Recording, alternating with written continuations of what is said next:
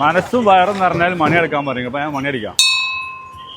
Guys, ഞാനിപ്പോൾ ഉള്ളത് നമ്മളെ കുറ്റിപ്പുറം ചെമ്പിക്കലുള്ള ചോറും മീനും കഴിക്കാൻ വന്നാട്ടാ. ഒരു ഉച്ചക്ക് 11:30 മണിയായപ്പോഴുള്ള തിരക്കാണ് ഈ കാണുന്നത്. കാളാഞ്ചി, ആവോലി, അയക്കൂറൊക്കെ ചട്ടിയിൽ കിടന്ന് തിളച്ചു മറിയട്ടാ. നമ്മളെ നാട്ടിലത്തെ എല്ലാവരും വന്ന് റിവ്യൂ പറഞ്ഞിരിക്കണു. ഞാൻ മാത്രമേ ബാക്കിയുള്ളൂ. ഞാൻ വന്ന് കഴിക്കാൻ വന്നാണ് നമ്മളെ ചോറും മീനും.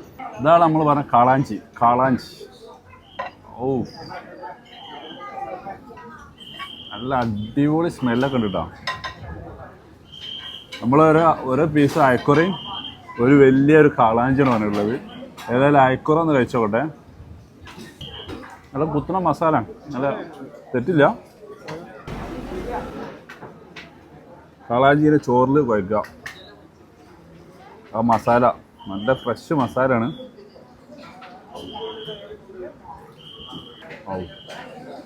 ഇതിലൊരു കാര്യമുണ്ട്. സാധാരണ നമ്മളെ നാട്ടുകാർക്ക് ഇന്നത്തെ ഒരു ഫിഷിൻ്റെ ഐറ്റംസ് കിട്ടണമെങ്കിൽ കാലിക്കറ്റോ അല്ലെങ്കിൽ കടലുണ്ടിയിലൊക്കെ പോകണം.